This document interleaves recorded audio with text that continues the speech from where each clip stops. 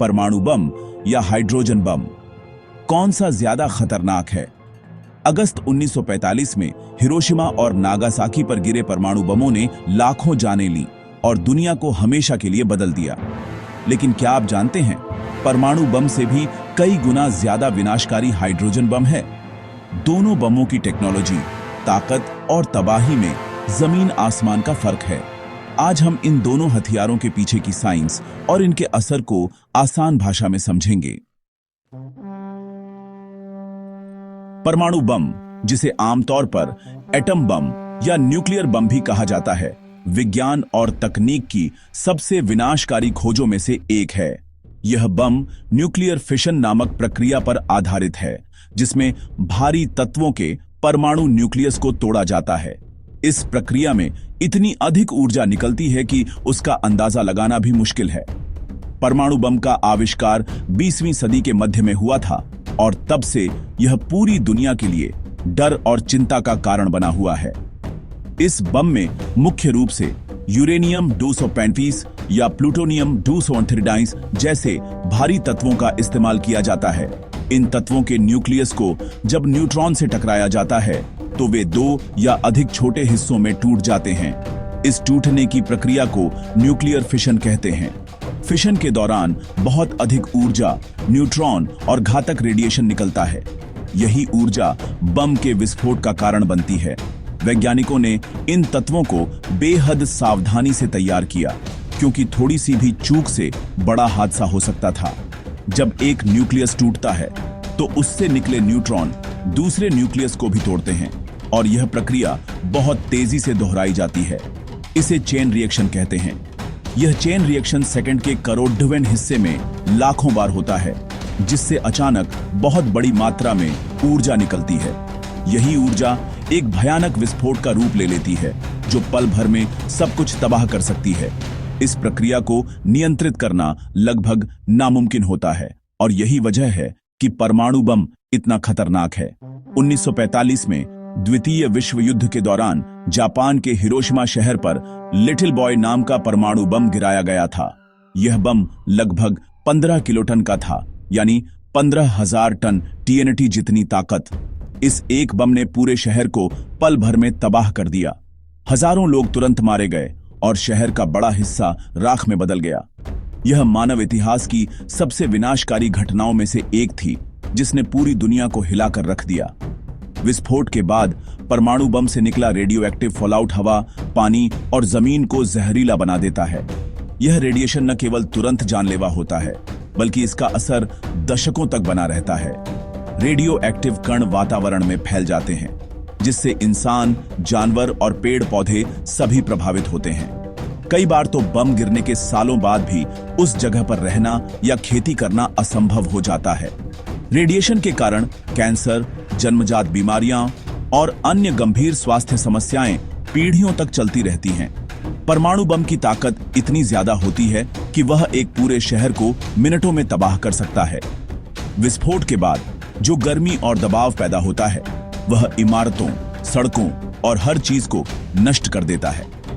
शहर का नक्शा ही बदल जाता है और वहां की जिंदगी हमेशा के लिए बदल जाती है। बचे हुए लोग भी शारीरिक और मानसिक रूप से बुरी तरह प्रभावित होते हैं। परमाणु बम की तबाही सिर्फ विस्फोट तक सीमित नहीं रहती। रेडिएशन का असर आने वाली पीढ़ियों पर भी पड़ता है। बच्चों में जन्मजात बीमारियां, विकलांगता और कैंसर जैसी गंभीर समस्याएं देखी गई हैं। हिरोशिमा और नागासाकी के लोग आज भी उस त्रासदी के दर्द को महसूस करते हैं। परमाणु बम ने यह साबित कर दिया कि इंसान की बनाई ताकत अगर नियंत्रण से बाहर हो जाए तो वह पूरी मानवता के लिए खतरा बन सकती है। हाइड्रोजन बम, जिसे थर्मोन्यूक्लियर बम भी कहते हैं, न्यूक्लियर फ्यूजन पर आधारित है। इसमें 2 हल्के हाइड्रोजन आइसोटॉप ड्यूटेरियम और ट्रिटियम को जोड़-देकर भारी एटम बनता है, जिससे फिशन से भी कई गुना ज्यादा एनर्जी निकलती है। फ्यूजन शुरू करने के लिए पहले एक छोटा परमाणु बम फोड़ा जाता है, जो जरूरी तापमान और दबाव पैदा करता है। हाइड्रोजन बम 2 स्टेज हथियार है, पहले फिशन फिर फ्यूजन। जार बॉम्बा नामक सबसे शक्तिशाली हाइड्रोजन बम की ताकत 50,000 किलोटन थी। हिरोशिमा बम से 3,300 गुना ज्यादा। ऐसा बम किसी बड़े शहर को पूरी तरह मिटा सकता है। इसलिए हाइड्रोजन बम को मानवता का अंत करने वाला हथियार कहा जाता है। जब हम परमाणु बम और हाइड्रोजन बम की ताकत की तुलना करते हैं तो सबसे पहली बात जो सामने आती है वह है इनकी ऊर्जा की माप। परमाणु बम की ताकत आमतौर पर किलोटन में मापी जाती है, यानी 1000 टन टीएनटी के बराबर विस्फोटक शक्ति। वहीं हाइड्रोजन बम की ताकत मेगाटन में मापी जाती है, जो 10 लाख टन टीएनटी के बराबर होती है। यह अंतर सिर्फ संख्याओं का नहीं बल्कि विनाश की कल्पना से भी परे है। एक साधारण परमाणु बम के मुकाबले हाइड्रोजन बम की ऊर्जा कई हजार गुना ज्यादा हो सकती है। उदाहरण के लिए हिरोशिमा पर गिराए गए परमाणु बम की शक्ति लगभग 15 किलोटन थी, जबकि सार बोम्बा नामक हाइड्रोजन बम की शक्ति 50 मेगाटन थी, यानी हिरोशिमा बम से 3000 गुना ज्यादा। परमाणु बम का विस्फोट कुछ किलोमीटर के दायरे में तबाही मचाता है, एक शहर के हिस्से को पूरी तरह बर्बाद कर सकता है। हिरोशिमा में लगभग 13 वर्ग किलोमीटर क्षेत्र पूरी तरह नष्ट हो गया था और 70,000 से अधिक लोग तुरंत मारे गए थे। लेकिन हाइड्रोजन बम का असर सैकड़ों किलोमीटर तक फैल सकता है, जिससे एक पूरा शहर, उसके आसपास के इलाके और कभी-कभी तो एक पूरा क्षेत्र भी तबाह हो सकता है। सार बोम्बा के परीक्षण में 35 किलोमीटर दूर तक खिड़कियां टूट गई थीं और 1000 किलोमीटर दूर तक धमाके की गूंज सुनाई दी थी। इसकी वजह से हाइड्रोजन बम को सुपर बम भी कहा जाता है, क्योंकि इसका विनाशकारी प्रभाव सीमाओं को पार कर जाता है। परमाणु बम के विस्फोट के बाद भारी मात्रा में रेडियोधर्मी कचरा और विकिरण फैलता है, जो न सिर्फ तुरंत बल्कि कई सालों तक इंसानों और पर्यावरण के लिए घातक रहता है। हिरोशिमा और नागासाकी में बम गिरने के बाद विकिरण के कारण हजारों लोग कैंसर और अन्य बीमारियों से मारे गए। हाइड्रोजन बम को अक्सर साफ बम कहा जाता है, क्योंकि उसमें मुख्य ऊर्जा फ्यूजन से आती है, जिससे कम रेडिएशन पैदा होता है। लेकिन इसमें भी फिशन स्टेज होता है, जिससे रेडियोधर्मी कचरा निकलता है। उदाहरण के लिए 1954 के अमेरिकी कैसल ब्रावो हाइड्रोजन बम परीक्षण के बाद 18,000 वर्ग किलोमीटर क्षेत्र में रेडियोधर्मी गिरावट दर्ज की गई थी, जिससे आसपास के द्वीपों के लोग गंभीर रूप से प्रभावित हुए। यानी दोनों ही बम मानव जीवन और प्रकृति के लिए बेहद खतरनाक हैं। परमाणु बम बनाना तकनीकी रूप से अपेक्षाकृत आसान है और इसके लिए कम संसाधनों की जरूरत होती है। इसी वजह से आज दुनिया में ज्यादा देशों के पास परमाणु बम है। 2023 तक 9 देशों के पास परमाणु हथियार हैं और कुल अनुमानित 13,000 से अधिक परमाणु बम दुनिया में मौजूद हैं। यह हथियार कई देशों के लिए सामरिक शक्ति का प्रतीक बन चुका है। इसके विपरीत हाइड्रोजन बम बनाना बेहद जटिल, महंगा और तकनीकी रूप से चुनौतीपूर्ण है। इसमें कई चरणों की प्रक्रिया होती है, जिसमें उच्च तापमान और दबाव की जरूरत पड़ती रहती है। इसी कारण आज भी सिर्फ कुछ गिने चुने देशों जैसे अमेरिका, रूस, चीन, फ्रांस और ब्रिटेन के पास ही हाइड्रोजन बम है। यह हथियार सिर्फ तकनीकी श्रेष्ठता ही नहीं बल्कि वैश्विक शक्ति का भी प्रतीक है। हाइड्रोजन बम की सबसे खतरनाक बात यह है कि इसकी कोई ऊपरी सीमा नहीं है। इसे जितना बढ़ा चाहें उतना विनाशकारी बनाया जा सकता है। इतिहास में अब तक का सबसे बड़ा विस्फोट सार बोम्बा था, जिसकी शक्ति इतनी ज्यादा थी कि उसकी तुलना में परमाणु बम बहुत छोटे लगते हैं। सार बोम्बा के विस्फोट से 55 किलोमीटर दूर तक तीसरी डिग्री के जलने के मामले सामने आए थे और 1000 किलोमीटर दूर तक धमाके की आवाज सुनाई दी थी। दोनों ही हथियार मानवता के लिए गंभीर खतरा है। इनका इस्तेमाल न सिर्फ लाखों जिंदगियों को खत्म कर सकता है, बल्कि आने वाली पीढ़ियों के लिए भी विनाश और पीड़ा छोड़ दाच सकता है।